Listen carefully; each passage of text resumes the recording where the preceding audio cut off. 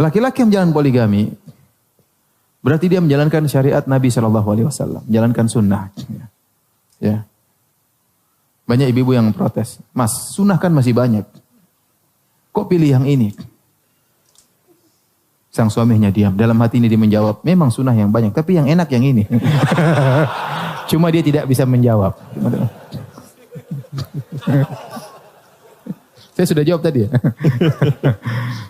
Ya, dia menjalankan yang dimudahkan, menjalankan syariat Allah, ya. Dimudahkan. Dengan menjalankan syariat tersebut dia lebih menundukkan pandangan, ya. Dia lebih cinta kepada istrinya. Dan itu benar. Saya ketemu dengan beberapa orang praktisi poligami, mereka berkata, Ustaz, setelah saya berpoligami, saya lebih sayang kepada istri saya yang pertama. Kecintaan lebih. Saya kalau istri kedua berhasrat kepada istri pertama. Sampai istri pertama saya ada hasrat lagi kepada istri kedua, rindu. Begitu. Ya. Dan itu logika yang masuk akal. Tetapi logika ini tidak diterima oleh para ibu-ibu. Saya sering bilang, kalau seorang tiap hari makan sayur asam, ya agak gimana. Tapi kalau sehari sayur asam, sehari sayur kangkung, jadi enak terus tiap hari. Emang kita sayur, Ustaz. Saya tidak bilang anti sayur, ini logika yang logis. Yang logis. Dan itu saya dengar langsung daripada para praktisi poligami. Bosnya setelah saya poligami, saya lebih sayang kepada istri saya yang pertama. Ya. Ada kerinduan menuju istri yang pertama. Kalau lagi istri pertama, ada rindu kepada istri kedua. Lebih sayang ya.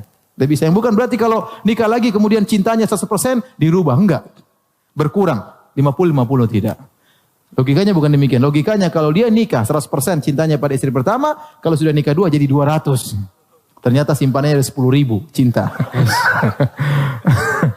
Jadi maksudnya bertambah cinta tersebut. Dan laki-laki pandai membagi cinta. Dia bisa cinta pada orang tuanya, cinta pada kawannya, cinta pada istri pertamanya, istri keduanya, dan tidak berkurang tapi semakin bertambah. Intinya ini logika yang benar ya. Logika yang benar.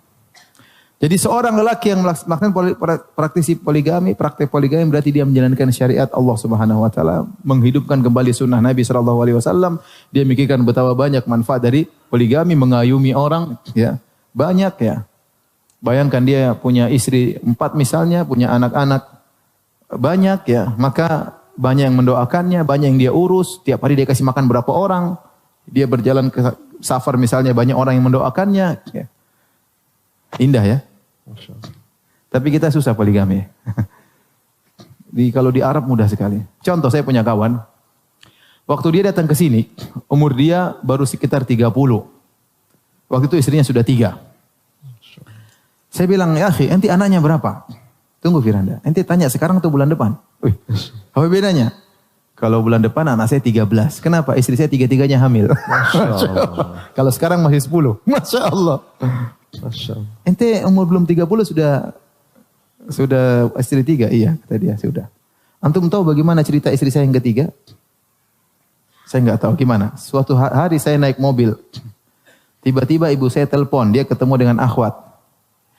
Fulan, nak, ibu ketemu perempuan cocok kayaknya buat kamu. Kamu mau nggak istri ketiga? Saya langsung stop, saya ke masjid, saya sholat. Sebentar ibu, saya sholat istikharah dulu. Oke bu, Masya Allah. Begitu mudahnya di sana ya. Jadi ibunya malah mendukung. Ini sekedar intermezzo ya. Jadi intinya, jadi ikhwan nasib kita sama ya, nasib kita sama.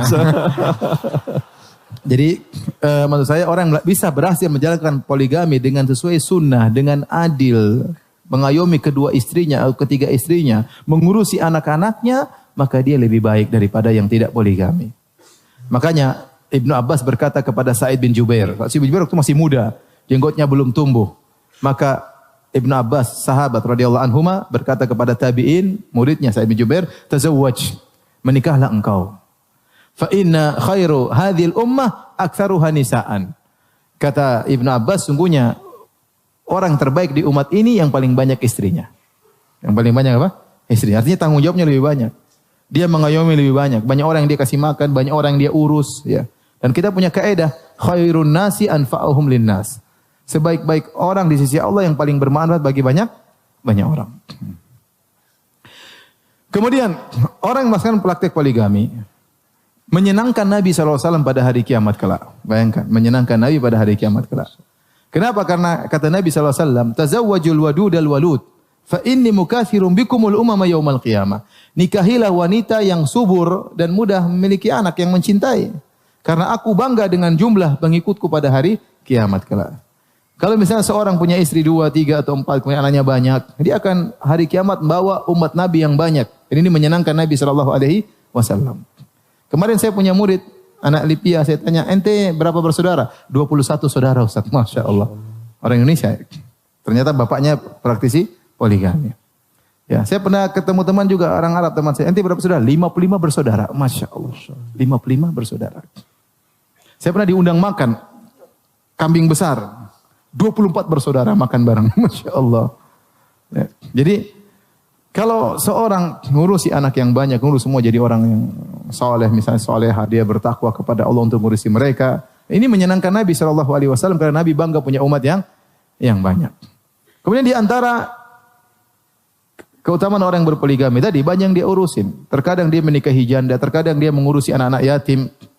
Dan kata Nabi SAW, as-sa'i fil armalah wal yatim kal mujahid fisabilillah. Orang yang berusaha mengurusi janda dan anak yatim seperti orang yang berjihad di jalan Allah Subhanahu wa taala.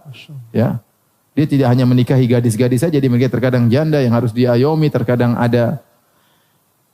Makanya saya sampaikan kepada para akhwat, para ibu-ibu, ya, ibu-ibu lihatlah bagaimana nasib janda, kasihan, ya.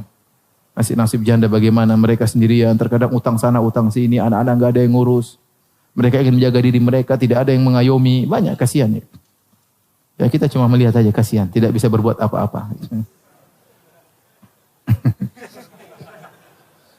Taib ini bagi laki-laki, bagi perempuan, Masya Allah, perempuan yang siap dipoligami, ya.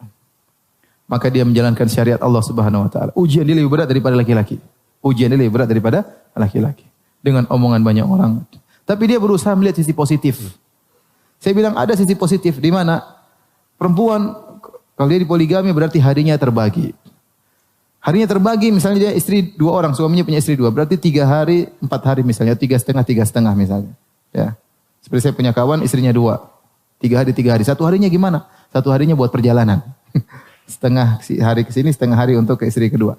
Jadi intinya kalau kita bagi hari, 3 hari yang biasanya seminggu penuh ngurusi suami, sekarang berkurang cuma 3 hari ngurusi suami. 3 hari yang kosong buat apa? Bisa buat hafal Quran, bisa buat hafal hadis, bisa buat belajar fikih, ya. Ini contoh.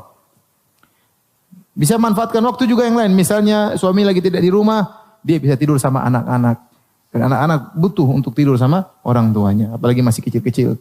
Bisa dia bimbing, ya. Beda kalau dia sama suaminya, dia harus terus ngurus suaminya sehingga terkadang anak-anaknya kurang atau terlalaikan, ya, sedikit misalnya. Ini dari sisi apa? Sisi positif. Dari sisi positif juga dia rela sebagian harinya dia berikan kepada saudarinya. Semoga Allah memberi balasan yang lebih baik di akhirat kelak, di surga kelak. Ya. Dia niatkan saya merelakan sebagian hari saya untuk kebahagiaan saudari saya. Dan Nabi SAW mengatakan, la yu'minu ahadukum hatta yuhibba li akhihi ma yuhibbu li nafsihi. Tidaklah beriman seorang sampai dia mencintai bagi saudaranya kebaikan yang dia sukai untuk apa? Untuk dirinya.